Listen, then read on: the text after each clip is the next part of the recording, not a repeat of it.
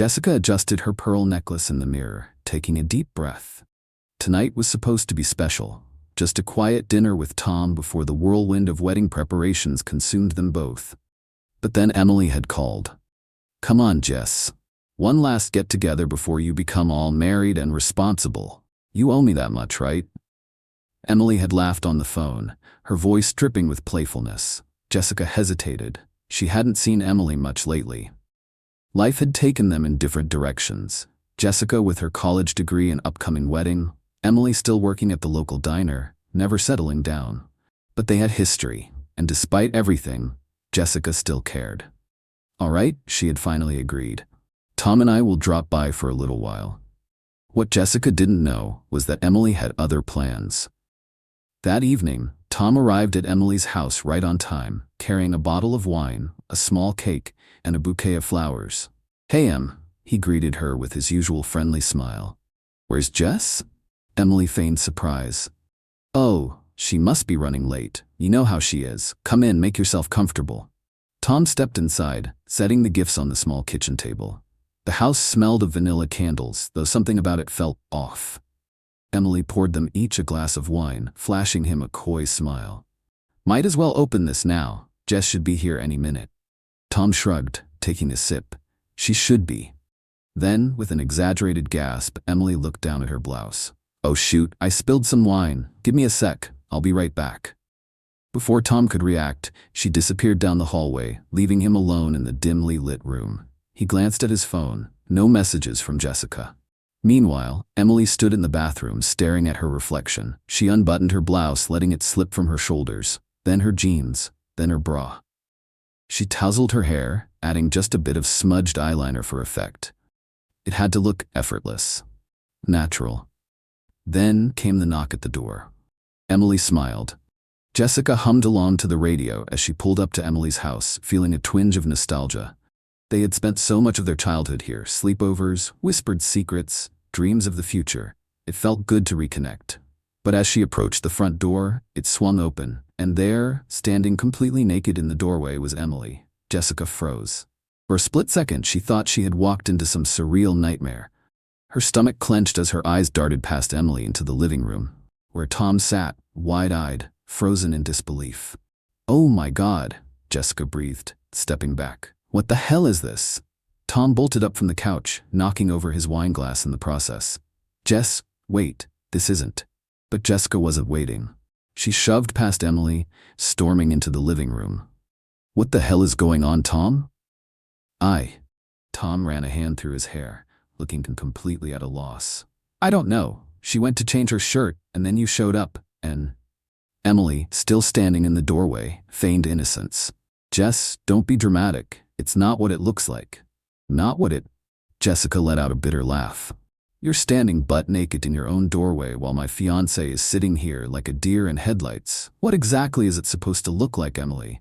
Emily sighed, shaking her head. "I don't know why you're so upset. Maybe deep down you've always known that Tom isn't as loyal as you think."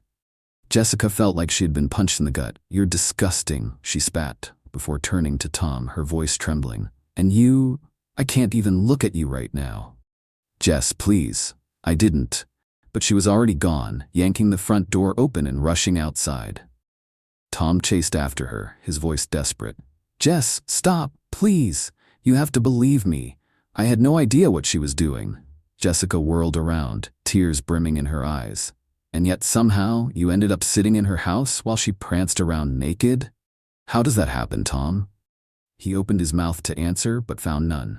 Above them, from the second-floor window, Emily watched with a self-satisfied smirk. Jessica pulled off her engagement ring, her hands shaking. "I can't do this. I can't marry someone I don't trust." She threw the ring into Tom's hands and turned away, walking swiftly to her car. Tom just stood there, speechless, as the engine roared to life and Jessica sped off into the night. Emily let out a slow, triumphant breath.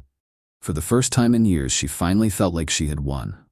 What she didn't realize was that, in this town, people never forget, and the price of betrayal is always paid in full. Jessica sat in her dimly lit apartment, staring at the engagement ring that now lay on the coffee table. The past 24 hours had been a blur. Rage, betrayal, heartbreak. She hadn't slept, barely eaten. Her phone had been buzzing all night, but she ignored it. Tom's name kept flashing on the screen, but she couldn't bring herself to answer. She replayed the scene over and over in her head. Emily standing there, shameless and naked. Tom frozen like a fool, caught in the middle of something he claimed he didn't understand. Jessica wanted to believe him, but trust, once cracked, was hard to piece back together. A knock at the door jolted her back to reality. She knew who it was before she even looked. Taking a deep breath, she opened it. Tom stood there, looking like he hadn't slept either. His hair was a mess, his eyes desperate. "Jess," he started, his voice raw. "Please just talk to me." She crossed her arms. "Talk? About what, Tom? About how my best friend was naked in front of you? About how you just sat there like an idiot while she pulled that stunt?" "I swear, I had no idea what she was doing," he insisted. "She told me you were on your way and then she went to clean up a wine stain. Next thing I know, you're walking in and she's—" He exhaled sharply, shaking his head. "I don't know why she did it, but I had nothing to do with it." Jessica studied him for a long moment. Every part of her wanted to believe him, but the image of Emily's smug expression was burned into her mind. "You should have left the second she started acting weird," she said, her voice quieter now. "Why did you stay?" "Because I was waiting for you." Tom ran a hand through his hair, frustration clear in his voice. "I brought wine and dessert for a stupid little get-together I didn't even want to go to. I was trying to be nice, Jess. I didn't think she was gonna—" He stopped himself, taking a deep breath. "You know me. You know I would never cheat on you." Jessica swallowed hard. She did know him, and deep down she knew Emily was the one who orchestrated all of this, but that the damage was done. "I need time," she finally said. I need space to think."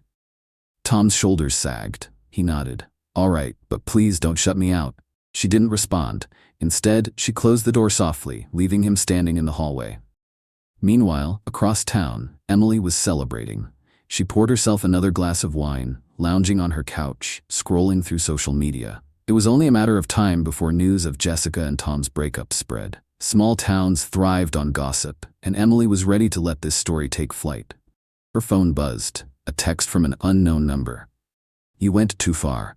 Emily smirked. "An anonymous message? How dramatic."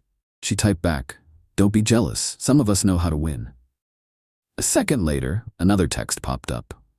"No one is on your side, Emily. You've made a mistake." Emily rolled her eyes and blocked the number. Let them be bitter. She didn't care. But as the days passed, she started noticing the shift. At work, her coworkers whispered when she walked by. A few regulars stopped sitting in her section. At the grocery store, a woman she had known since childhood gave her a sharp glare before walking away. She pretended not to care, but deep down, it unsettled her. Then, one evening, she overheard two waitresses talking near the break room.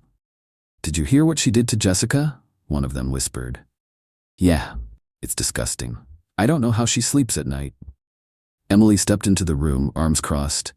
"Got something to say to my face?" The two women exchanged glances, then walked out without another word. A pit formed in her stomach. This wasn't how it was supposed to go. She was supposed to win. She was supposed to make Jessica feel the humiliation she had always felt growing up, watching her have the perfect life while Emily struggled. But instead, Emily was the one being cast out. 1 week later, Jessica finally left her apartment. She wasn't sure she was ready to see anyone, but she needed air. As she walked into a coffee shop, she spotted a familiar face, one of their mutual friends, Lisa. For a moment, Jessica considered turning around, but Lisa caught her eye and smiled. "Hey Jess, mind if I sit with you?" Jessica hesitated, then nodded. Lisa sat down, stirring her coffee. "Look, I know everything that happened was horrible, but people see the truth. No one's blaming you, and honestly, no one is blaming Tom either." Jessica blinked. "What do you mean?" Lisa sighed. "Emily's plan backfired. Everyone knows she did it on purpose. She's practically a pariah now. She tried to ruin you, and she ended up ruining herself." Jessica absorbed Lisa's words, a strange sense of relief washing over her. "And Tom?" she asked quietly. Lisa shrugged. "He's been a mess. He loves you, Jess, and he didn't deserve what happened any more than you did." Jessica looked down at her coffee, her heart pounding. She had spent so much time being angry, so much time replaying what happened. But Lisa was right. Emily had set a trap, and Jessica had walked right into it. But Tom? He had just been caught in the crossfire. That evening, Jessica stood outside Tom's apartment, her fingers hovering over the doorbell. She had spent days avoiding him, but now she realized something. She still loved him. Taking a deep breath, she pressed the button. A few seconds later, the door opened. Tom's expression shifted from surprise to hope in an instant. "Hey," she said softly. He swallowed.